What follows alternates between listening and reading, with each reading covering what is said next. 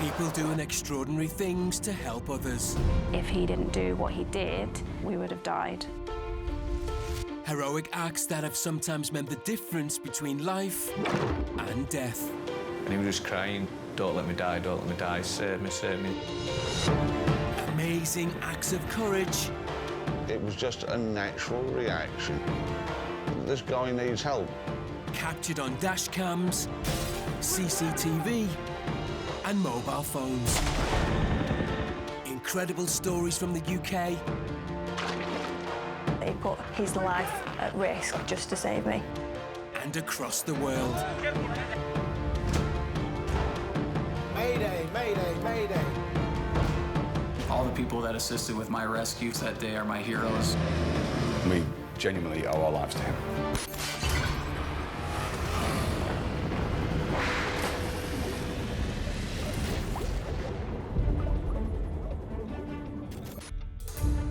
Today on Saved on Camera.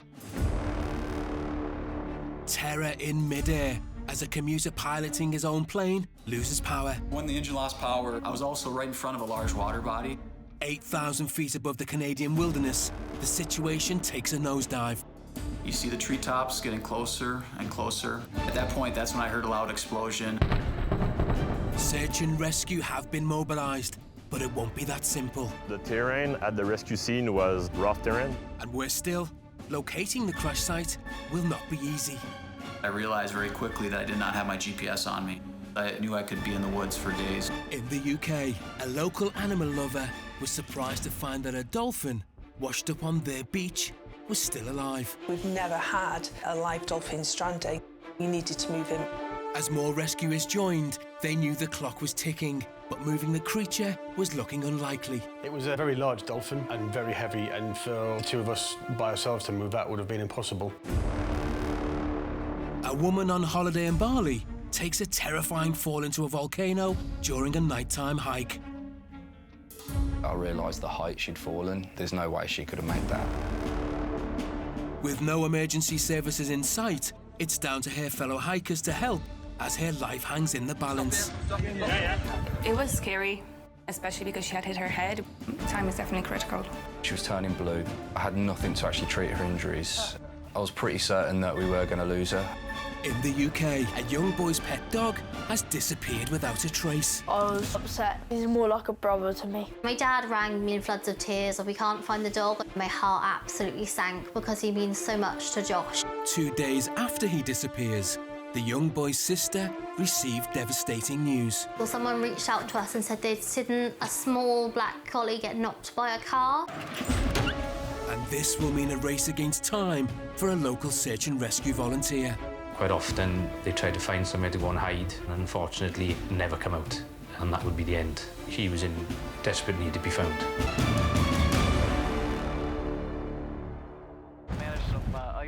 In Canada, the pilot of a light aircraft has noticed a problem during a morning flight. I noticed my engine settings, they were slightly off. These settings are never slightly off. His engine was failing, leaving him in a mid-air emergency. That's when I heard a loud explosion and saw a tree actually penetrate right through the bottom of the airplane. Commuting to and from work can be dull, but for American Matthew Lettinen, it's something he relishes. So I fly a Cirrus SR-22. It's an American-made aircraft, single engine. 3562 for 9 Sarah, good day. So that morning I was excited to fly because it's a very rough, remote, but beautiful part of the world. Matt was getting ready to commute from the mine he owns in Canada to his family home in America. When I arrived to the airport that morning, there's a standard procedure for a pre-flight check.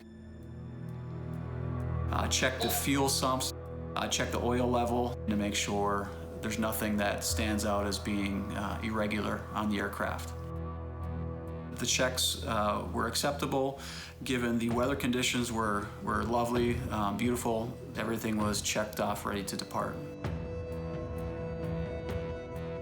Departure that morning from the Wabush Airport was standard. I was climbing up to 8,000 feet.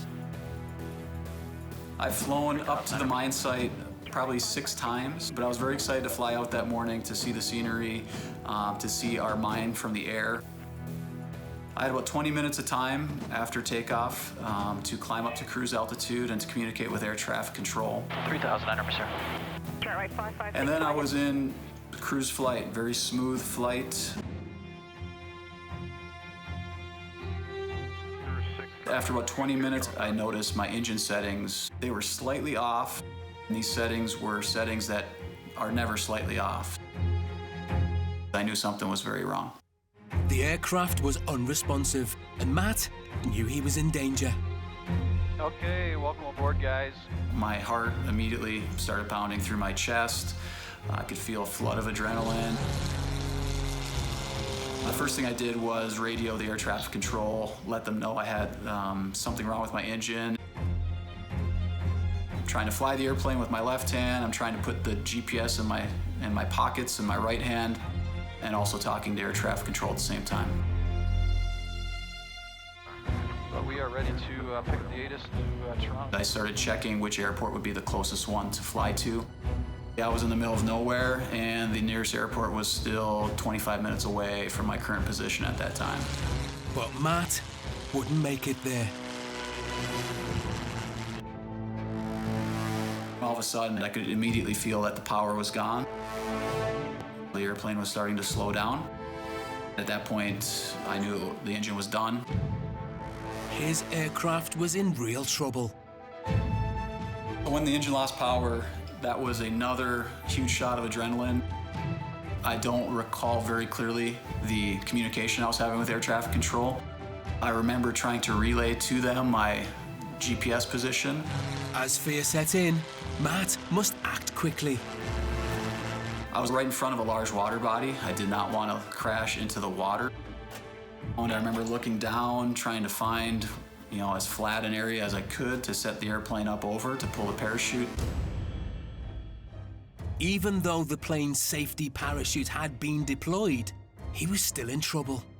You see the treetops getting closer and closer. I just remember looking straight ahead, seeing the tips of the trees start to come underneath me. And at that point, that's when I heard a loud explosion. I saw a tree actually penetrate right through the bottom of the airplane. A moment later, I was on the ground.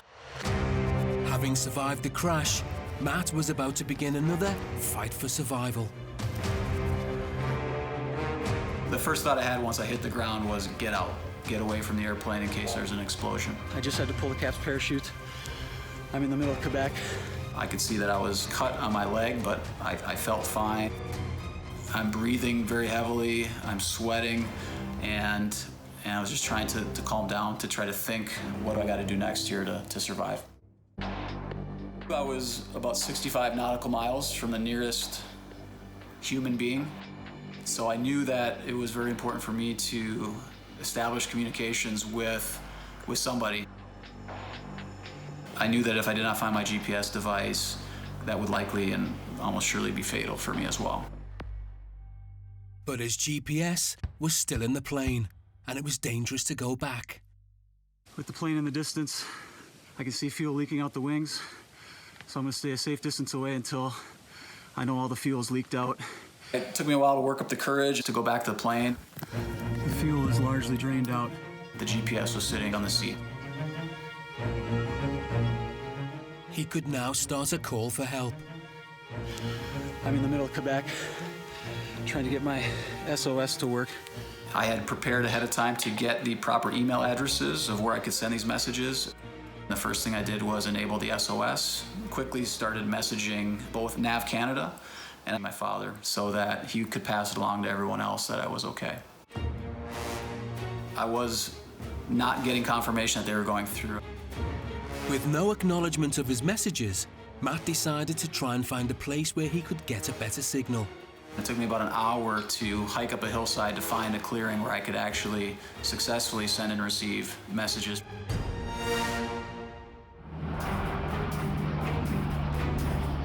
Later, the reality of his situation sinks in. Help was on the way, but it was hours away.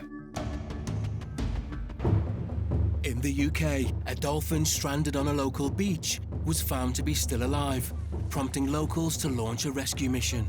We were constantly keeping that supply of water over its body, doing what we could, and knowing that time wasn't on our side. In the UK, Shoreham Beach in West Sussex is popular with locals and visitors. It's also home to a variety of marine wildlife, something members of the local community are passionate about, including Joe Snow. For me, the main reason to volunteer was because I'm a diver and I'm an open water swimmer, and I love all things associated with the sea. And her skills as a marine medic were needed when a dolphin was discovered stranded on a local beach. Without knowing its condition, Joe headed to investigate. There were some superficial injuries. He'd moved around on the pebbles and got some grazes on his tail fluke. Injured but still alive, Joe knew every second counted to get this creature back to the sea. But she also knew she would need help and called on fellow animal lover Pete Foggan. I got down to the beach, and as I got here, the head office called just to say that ideally like a vet on site as well to come and check to see if Dolphin was ready for refloating or any injuries. In the meantime, the pair needed to protect the creature. We tried to stop him getting further damage by putting some blankets underneath him. It was also quite important to keep him cool. Beach Patrol Officer Robert Dove had also received a call from the Shoreham lifeguard. Bravo, this is Worthing Base. I got the call midday that there was a beach mammal. OK, won't be long. I prepped for that, got the towing gear out, expecting the worst, and extra towels for hydration, saturation of the mammal. By now, a local vet had arrived and was assessing the dolphin's condition. The vet checked the vitals, all seemed good. The size and the weight of the animal was healthy. There wasn't any damage as to why it beached up. There wasn't any injuries, any netting damage on the body. So it was a green light to try a re-release. They would need to move the dolphin to a calmer area, half a mile away at Shoreham Harbour. But moving this creature was not going to be easy. It was a very large dolphin and very heavy, and for the two of us by ourselves to move that would have been impossible. It was a very windy day, so there were quite a few kite surfers around. Local resident and keen kite surfer David Donald was one of them. It was a sunny day and I was with some mates. We were asked to come and assist the beach dolphin. I've never seen one on the beach before, so it was pretty unusual. Originally, they wanted to carry the dolphin to the harbour, which is a few hundred metres. So I don't think it would have been that easy to move it because it's probably 150, 200 kilos. There's a lot of weight there. We did have a large rug with a lot of muscle around it, but that was still a challenging ask. But David had a moment of inspiration that might just work. As part of my event business, I've got a big mat, so I suggested it. They said, yeah, so let's give it a try. So the guy from the Beach Patrol, who was there on his quad bike, he gave me a lift back to the house to grab the mat. Later, with the dolphin having been stranded for 2 hours already, will David's plan to get it back to the water be in time? In the UK, a young boy is left devastated when his best friend goes missing. Me and Dad decided to go out searching for him. We kept looking around, but we couldn't find him. The boy's sister has heard that the dog has been hit by a car. It was absolutely devastating. Just the thought that he was hurt somewhere and we couldn't really get to him. And concerns for his welfare were mounting. Quite often they try to find somewhere to go and hide and sit it out, and unfortunately never come out, and that would be the end. Dogs are a man's best friend, but for one young man in Wales, his dog Socks means so much more. Socks has changed my life a lot. He's more like a brother to me. He always runs around. He's sometimes a bit of a lunatic, and he's so fun. Socks was brought into the family to help Josh at a tricky time in his life. Josh relocated down to South Wales to live with us when his mum got ill. It's quite stressful starting in a new school, new friendship groups, new area. It was quite difficult because I didn't know a single person. Socks have made life a lot easier because it's just socialising with people and stuff and having things in common, and Socks is one of them. And their instant kinship is something the whole family couldn't fail to notice. I would definitely say Socks is Josh's best friend, and it's vice versa as well. Socks doesn't want to be with anyone else but Josh. Sadly, though, this came to an abrupt end. My dad rang me in floods of tears. We can't find the dog, I don't know what to do. My heart absolutely sank because he means so much to Josh. I was quite upset, but then I thought maybe he would come back on his way home. We put a few posts on social media. Someone reached out to us and said they'd seen a small black collie get knocked by a car, which then just meant everyone's heart sunk. This same witness also contacted specialist search and rescue volunteer Jamie Jewell. I run Mad Dogs and a Welshman doggy daycare in Swansea, and I'm also a volunteer pilot for Drone SAR for Lost Dogs. Drone SAR is a volunteer search and rescue group with both drone users and ground crew to go searching for lost dogs. All the while, though, Josh and Hayley kept up their search.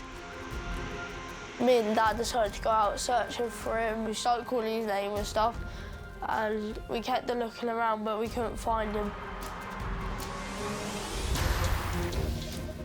It was quite a hard couple of days.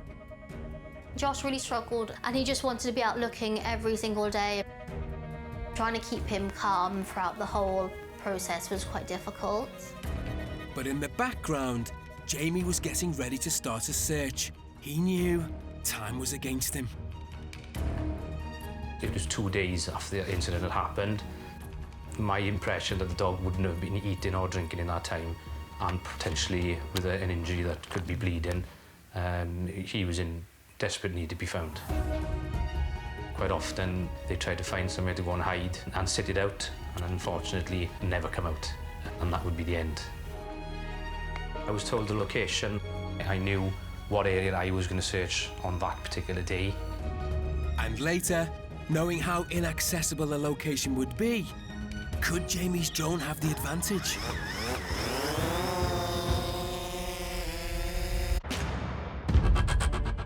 A woman on holiday in Bali takes a terrifying fall into a volcano during a nighttime hike.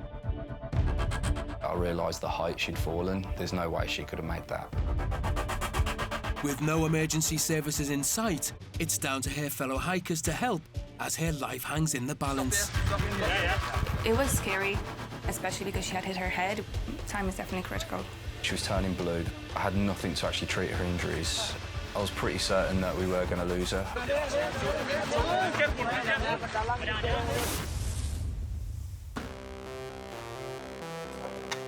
John Conway works as a firefighter, and it's a job he's passionate about. I've been a firefighter for about 8 years. Obviously, it's not day to day that you get to go out and save people's lives. Every day is different, and you do get to do good in the community. And no matter how cheesy that sounds, I think that's why everybody does it, really. Dorina Agaci, originally from Romania, now lives and works in Dublin. I work as a paediatric nurse in Crumlin Children's Hospital. I always liked helping people. I know it's very cliche, but it's true. I also really enjoy traveling. As fate would have it, both John and Dorina booked a trip to Bali, all set for an adventure. So I decided to go to Bali on holiday, but I also wanted to do something while I was there. So I volunteered with an organisation to do healthcare education with kids. One of the main reasons I wanted to go to Bali was the famous Mount Batur volcano. I heard that the sunrise treks were actually phenomenal, so that was a big part of why I booked to go there. I was really excited to do it, although we were up at 1 o'clock in the morning. It was busy. There were a few groups there. The guys did warn us that the terrain was quite bad. It was very slippery. Once I got to the top, there wasn't actually a great deal to see because it was pitch black and we were all just sat there waiting to see the sunrise. And I heard a woman screaming just behind me, and that's when I realised that someone had fallen into the crater. We just all heard a very loud scream. At that point, all the tour guides just left us and they went into the crater. And they said that someone had fallen in and that she's bleeding. John was keen to help, but he faced problems he'd never come across before. She was 40 metres down and I'm on my own. I've got no first aid kit. I've got literally nothing. It's just me stood there in a vest. Regardless, John put his own life in danger and began the descent. It was only as I was getting towards the base of the crater I realised the height she'd fallen. There's no way she could have made that. She probably fell 20, 30 metres and then she would have rolled to the position I found her in. It was quite apparent that just looking at the fall, she had spinal injuries. Can you hear me? Can you hear me? John was shocked to find not only had she survived the fall, but was still conscious, although her injuries were a real cause for concern. The fact she was still talking was insane, really. She had quite severe trauma to her head. I believe she broke her back in 2 or 3 places, broken ribs. She had some open fractures to her legs as well.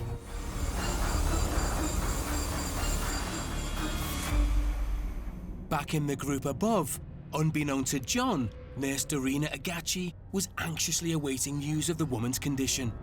To be honest, I assumed the worst because I thought if somebody did fall in, it was probably going to be a really bad outcome for them. I mentioned to them that I'm a nurse and if they could take me there. I kind of went into autopilot. I didn't even think about it. It was just natural to just go and help. After a precarious climb down into the crater, Dorina finally reached the woman and was a welcome sight. She introduced herself. She said she was a nurse. She said she could help, and I've never felt such relief. She had a few injuries that we were very concerned about, especially because she had hit her head. She had a big cut on her forehead. It was scary. I felt like I could do more, but I didn't have anything to help her with. Realising they were out of their depth, and with the woman's condition fast deteriorating, they asked the guides to call in the emergency services. Our first instinct was to ask about a medical helicopter, and the guys were looking at us like, what are you talking about? One of the main concerns for me was any of the injuries that I couldn't see, what was going on inside of her body, because everything that I'd done was pretty makeshift. And that's when I was thinking, we need to move her, we need to get her out.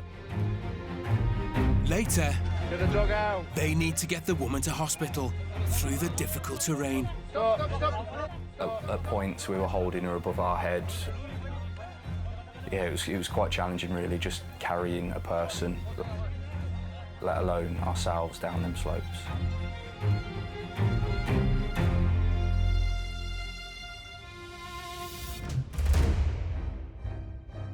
Flying over the Canadian wilderness, Matt Lettonen's light aircraft suffered engine failure. You see the treetops getting closer and closer. That's when I heard a loud explosion. And a moment later, I was on the ground. After a crash landing, Matt used his GPS to send out an SOS, only to find he wasn't getting a signal. It took me about an hour to hike up a hillside to find a clearing where I could actually successfully send and receive messages. Luckily, Matt's hike had been worthwhile. His call for help was heard by the search and rescue team led by Nicholas Brouard. Our role as search and rescue teams is to respond to emergency in remote location where anybody else can't go. But any rescue attempt would take time. We were about 2.5 hours of flight from the rescue scene. So there's a lot of things involved when we show up for a mission like this. We do some checks on the aircraft, we check our equipment, and then we start the helicopter and we were ready to go airborne. Back at the crash scene, Matt's hopes were raised when he saw a spotter plane overhead. I was getting feedback that there was an airplane overhead and I could hear an airplane overhead. I was being told that they could not see me. So I returned back to my base camp, quickly started a fire. It made a lot of smoke. Come on, boys, you just flew right over me. Come on, get me, boys. I received a message about 15 minutes later that they had spotted the smoke. Matt's relief was short-lived. This giant Hercules was first response, and the rescue helicopter was still a distance away. Help was on the way, but it was hours away. But the spotter plane had dropped a radio, giving Matt a direct link to the search and rescue team. It was out of a scene of a movie where they fly over and all of a sudden you see this little parachute just floating down to earth, and with a large buzzing sound. And drop the radio for me. The most glorious moment was not just finding the radio, but as I walked up to the radio, I could hear the search and rescue tech calling out my name. The helicopter was reaching the crash scene. A rescue attempt was now in sight. Matt sent a precise location of his position with a GPS. Because of that, the radius was narrowed and we were able to locate him pretty fast. The forest was dense, but there was a parachute on a tree. We were able to see the parachute, the plane, and Matt from the aircraft. Waiting below, Matt had started to believe that he might be finally out of the woods. Once the helicopter arrived, that was yet another feeling of joy, of optimism that this thing is coming to an end. When I went down on the cable, I was just 30 feet from the aircraft, so I was able to see Matt. The helicopter was overhead, the wind was incredible. As I got pulled into the helicopter, I'm just feeling joy. I'm just feeling very grateful that I'm sitting in this helicopter, and I was just in awe of them. On our way back from the plane crash, Matt was really grateful. He shakes our hand. Had I not been rescued in that relatively short amount of time, 5 hours, certainly at some point I would have perished from dehydration. I was surprised. I've been on another mission where the airplane looks less broke and the patient more injured, and I was really glad to see that he wasn't injured. But Nicholas firmly believes that Matt's rescue was partly down to his own actions. If Matt didn't have a GPS or any kind of mean for us to locate him, we could have been searching for him for days. However, it's the rescuers in the sky that Matt feels he owes his life to. All the people that assisted with my rescue from the Quebec forest that day are my heroes.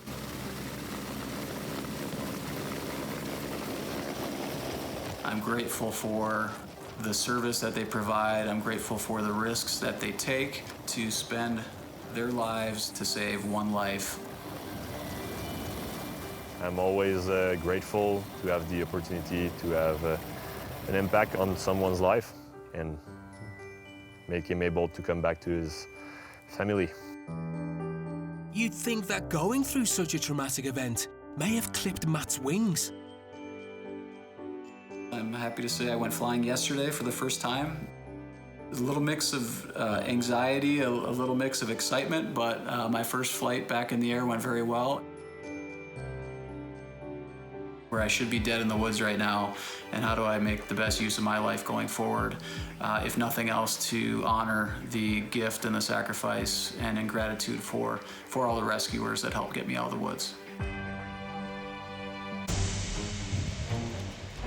In the UK, rescuers are astonished by the condition of a dolphin that's been left stranded on one of their beaches. When I went there when the dolphin was very alive, I was a little bit shocked and surprised. To keep the mammal alive, they must act fast. You've got to make sure that they get into the water. But to get the 400-pound creature to the water, is not going to be an easy task. He did have a large rug with a lot of muscle around it, but that was still a challenging ask. By this time, the dolphin had been beached for 2 hours, and locals had offered their help in getting the creature moved. I've got a big mat, which I use for moving hot tubs. It's called a spar sledge. We put that plastic roll mat against the side of the dolphin, and then everyone together, working in sync, lifted and rolled the dolphin onto the mat. We hooked the sledge up to the quad bike that he's got and went across the beach with it. The journey must have taken 10 to 15 minutes, looking at close to a kilometre. The dolphin was actually not stressed while we were moving it. I'm not sure if it had gotten tired from being beached so long, or if it perhaps just realised that we were trying to help. The team continued to do what they could to keep this creature alive. We were keeping the hydration levels up, so we were constantly keeping that supply of water over its body, hoping for the best, doing what we could, and knowing that time wasn't on our side. But when they finally reached the harbour and released the dolphin into the water, the animal did not swim off as hoped. It's a group of people holding the dolphin upright in the water, refloating it just to allow it to sort of get its orientation back. We initially tried to release it, and we removed the blankets and it toppled over to one side. To come this far and see the dolphin perish was unthinkable. But just when they'd lost hope, there was a breakthrough. 15 minutes later, it decided it had enough and it wanted to go, so we just dropped the blanket and it swam off. I didn't hold too much hope, but to my amazement, it survived. It had done a few laps and then found its flippers, shall we say, and steadily made its way out the harbour.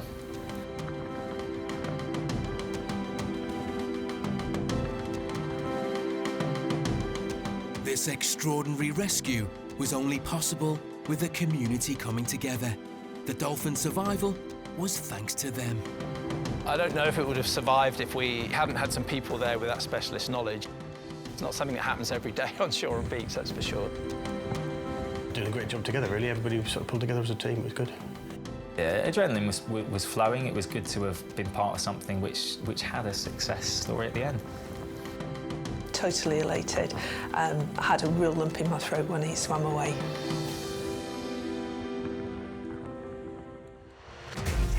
Back in the UK, a young boy's pet dog has been missing for 2 days. Kept waking up having bad nightmares. Despite searching high and low, there have been no sightings of him. We started calling his name and stuff. We kept looking around, but we couldn't find him. But the young boy's sister learned that the dog had been hit by a car. Just the thought that he was hurt somewhere and we couldn't really get to him. Meaning the clock was ticking for the rescue mission. Potentially with an injury that they'd never come out, and that would be the end. Jamie was about to get a breakthrough in the search. After looking through some hedgerows, I noticed something white. Back home, Josh was trying to stay positive. I kept going to school thinking that maybe Dad would call me and say, we found socks at last, and it was quite difficult, and I was just trying to get my head down in school, and it was just impossible. Jamie was going to do the impossible, but it wasn't going to be easy. I flew the drone in closer and realised then that it really did look like the dog that I was after. And so I dropped the drone lower and lower to get a positive identification, and once I realised it was the dog, I could see there was slight movement, so I knew he was alive still. Given that it was only my second or third actual search out for a dog, I got very, very excited, quite emotional to be honest as well. Jamie's elation soon changed to fear. The dog was closer to the road than what I was, so I didn't want to get any closer with the drone until I could form a barrier between me and the road. The most thing that was panicking me was if I tried to make my way through, was he going to bolt? Locating socks was one thing, convincing the injured pet to come with him, another. When I first actually got close to him, he showed interest, but there was obvious injury to his front leg. I offered my hand out. He was coming up to my hand for a sniff, and then I popped a lead on him, and he got straight up. He got straight up and was happy to come out as well, so probably as relieved as I was. A successful rescue, but not knowing how bad his injury was, Jamie wasted no time in reuniting socks with his owners. I contacted the person who found me on Facebook to get the details of the owners, and then I made arrangements to drop the dog back. By now, Josh was about to get the news he'd been so hoping for.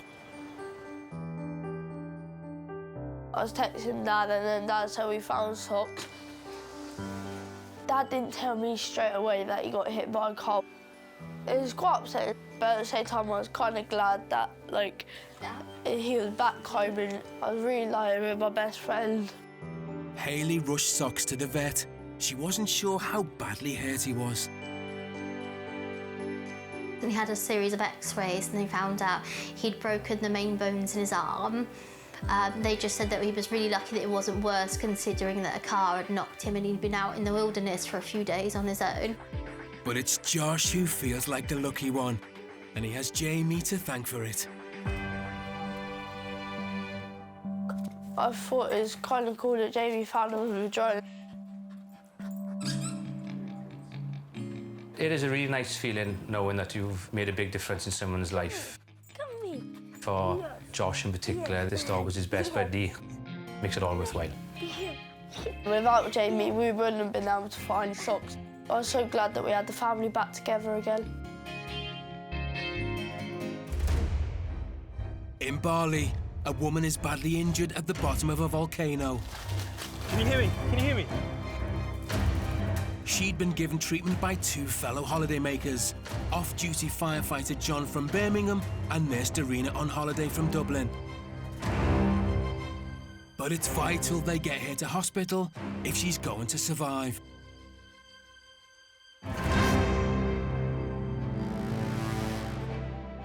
But the first problem for John and Darina was to get her out of the crater, which was looking impossible.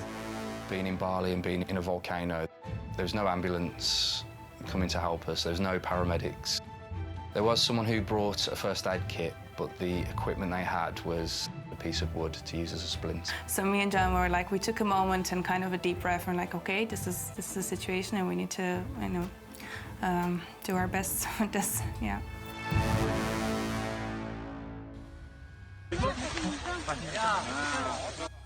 That's when a board got magically brought down. It was one of the biggest reliefs of the day, really. So we had a method to actually move her and get her out safely. But with the severity of her injuries, it was crucial they make the long journey back down without causing further trauma. Luckily, with my job, we train to actually move people, keep them in alignment and isolated, so that helped, and I literally had to talk guys through how to move her. If she's going upwards, someone needs to have under here. And get her onto a board as safely as possible. But the difficult terrain meant they needed as many hands as possible to help. There were a lot of people there and we needed all of them to carry her from the crater. That was the most difficult part. I looked around and we found the shallowest point of the crater. We couldn't just carry her out, so we ended up linking arms, and there must have been probably 30 of us. We pretty much dragged each other out while keeping the girl as flat as possible. They were all holding the stretcher kind of on their shoulder. Because the terrain was so bad, they had to be very careful when they were walking. So we kept telling everyone to go very slowly. Obviously, the communication wasn't great. So we had to try and keep her as flat as possible, but obviously the incline was intense, really. At points we were holding her above our head, and yeah, it was quite challenging really, just carrying a person, let alone ourselves, down them slopes. And the physical aspect of getting her out wasn't their only worry. In front of the girl, we were both very calm and professional. To each other, we did say this can go in a very bad direction very quickly, so we were both, I suppose, aware of that. As we were going up, I kind of dealt with the carrying and manoeuvring her while Darina was kind of assessing her airway, her breathing and circulation and making sure she was stable.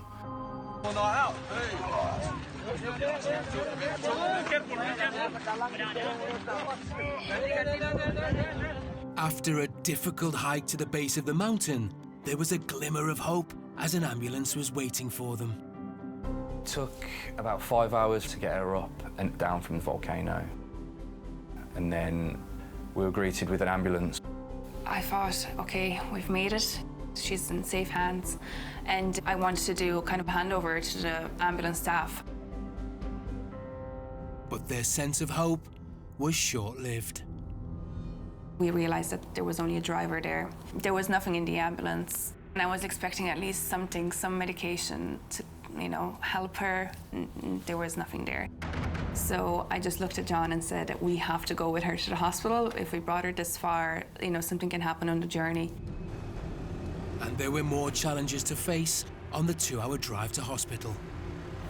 Yeah, the journey in the ambulance to the hospital was pretty horrendous. We ran out of oxygen. The seats that I was on weren't bolted down, so I had to tie the girl down with my hoodie. She was in incredible pain. I recall me and Darina were holding her hand on the way and telling her that how brilliant she was doing. After the epic trek and drive, they finally reached the safe haven of a hospital. So when we got to the hospital, I was finally happy that she's safe. We just collapsed on the nearest chairs, and we were both starving and exhausted. On returning home, they learned the woman had recovered from her accident, and her survival was in no small part due to John and Darina's help. I actually get goosebumps really looking back on it, but as I landed in the UK, I actually got a message off her.